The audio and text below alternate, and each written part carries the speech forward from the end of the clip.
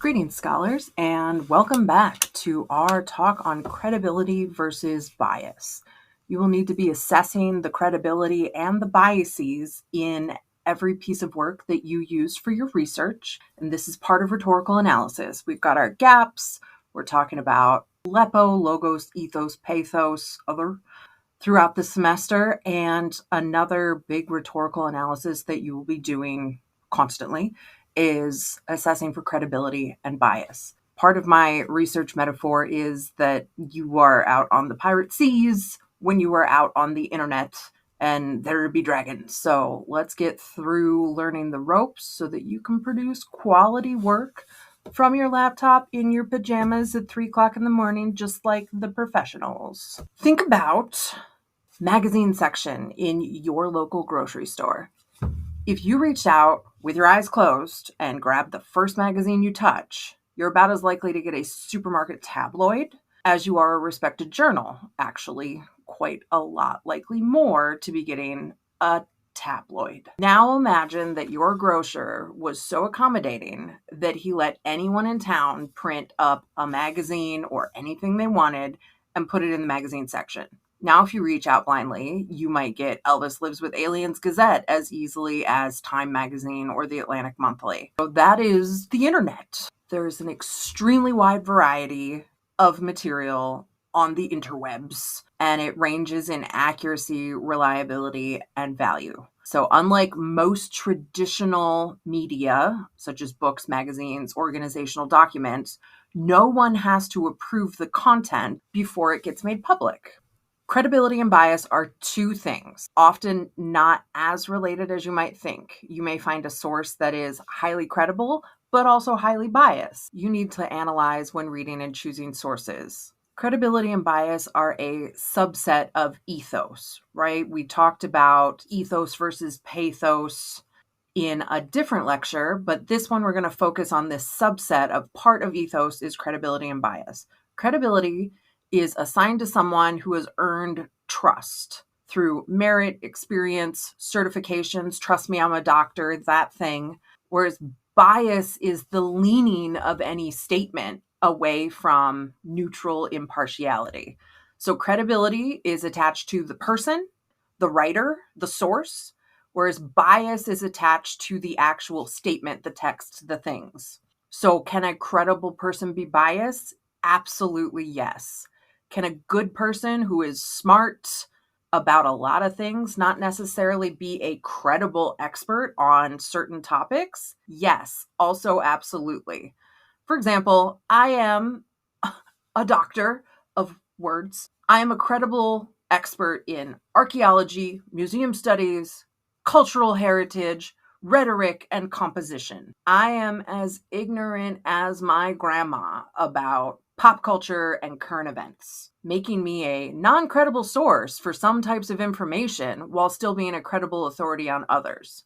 If you want to know what's hot in the style in the music world today, and I gave you an answer, that is not necessarily a credible answer. I have no idea. So my doctorate is not a certification that is valid in that particular area. Am I biased? Yes. So is everyone else. Everybody has a degree of bias, and that depends on the topic as well as the experience at being a neutral authority on the matter. You must consider everything you know about the source, the person, the writer, and the situation to analyze bias. Before you start digging around for research, think about what you actually want to find so that you work smart, not hard. Don't waste your time. What are your goals? You have a question that you need to answer. You need more context about a very particular situation. What supporting points, information will help make the point that you're trying to make or answer the question that you're asking? And also, very much on this credibility topic, who deserves space in your text? Your writing is your credibility being built. And so who deserves space next to you? You should be a very carefully distinguishing person for what resources, who gets to share space in your writing. Once you've found credible sources, because working with a source that's not credible is kind of not worth your time. Whereas you can work with a source that is credible but biased. You just need to be able to recognize and balance or filter that bias. So, assessing source bias, is it fair and objective? Who paid for it, endorsed it, promoted it? Also, you're always going to need to filter for your own bias. Remember, you have bias about everything. And if you're researching something that you're interested in, you probably likely also already have biases. You need to look for sources that are highly credible that maybe do not necessarily agree with the opinion you already have on the subject. Make sure that you research opinions that you don't share necessarily to see what the other kinds of arguments are. All right, back to credibility, because this is the most difficult and most important part of this assessment. Authorship. If an author is not identified, be wary. When an article or website is authored anonymously, that is automatically kind of a red flag. It should be evident who created the content. What are the author's credentials?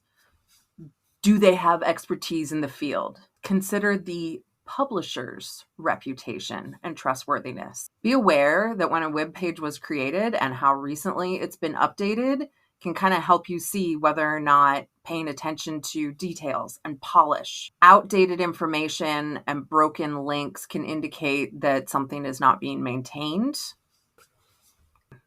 Are there legitimate references and links to other sources that add to a document's credibility or depth of scholarship? Sponsorship is also a major bias marker. Some sites are officially approved by a parent organization to which they are often linked, and others can be on a parent site but not officially sponsored by that organization. And what is the purpose of that organization? Is it credible? Is it a credible political source? Even if it's credible, it's still biased. Fact check. Can facts presented on the website be substantiated elsewhere?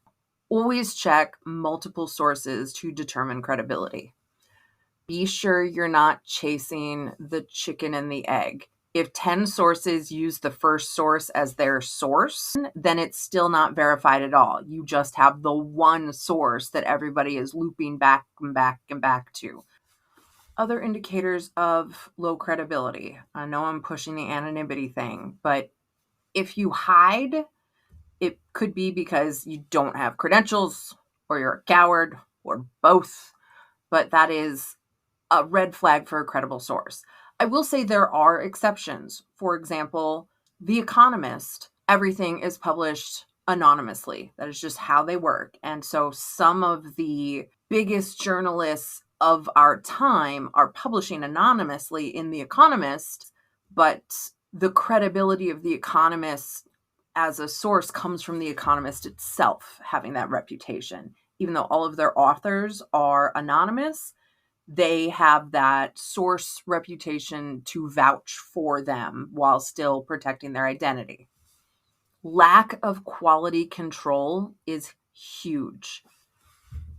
Educated, reasonable people know that they're not taken seriously unless they present a polished piece of work. Excessive spelling and grammar errors beyond a few misplaced commas or split infinitives is a hazard warning label, another red flag. Emotional exaggeration, absolutes, even on hot topics, we still expect reason and data and some emotional restraint.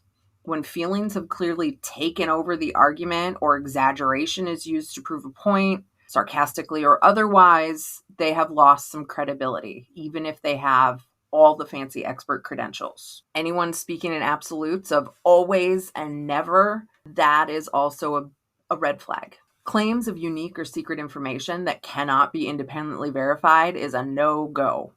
If they're the only people who know something, it's because they made it up in their tiny minds. Conspiracy theories should be met with caution.